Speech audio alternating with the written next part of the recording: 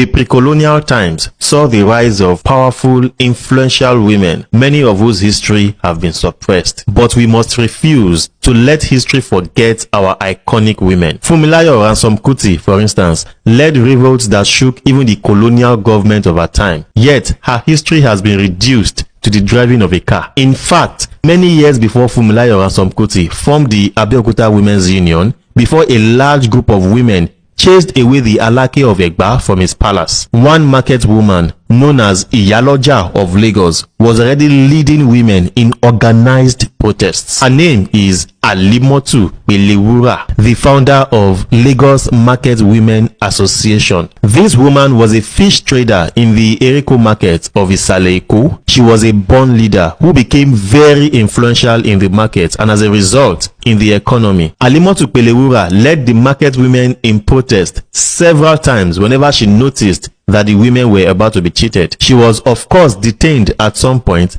and her fellow market women protested till she was released. Her detention, however, did not deter her. In the year 1940, she would be leading the women in another riot, another major riot. One established pattern of Britain in the colonial times was to suck the natives dry, literally. They extracted the resources of the land and extorted the people of the land. The natives were heavily taxed, but at least it was the men who suffered it. That was about to change. Later on, the British government decided to extend the taxation to women also, and this was what caused Kasala. The colonial government announced that women who earned £50 and above were now to be taxed, just like their male counterparts. And Alimotu Pelewura, who, like I said, was Iyaloja of Lagos, responded by leading thousands of women in a revolt. Of course, they knew that it was a dangerous game they were playing. About a decade before that time, in 1929, women had been shot in Aba, which was located in the eastern part of the country. The women were protesting against the warrant chiefs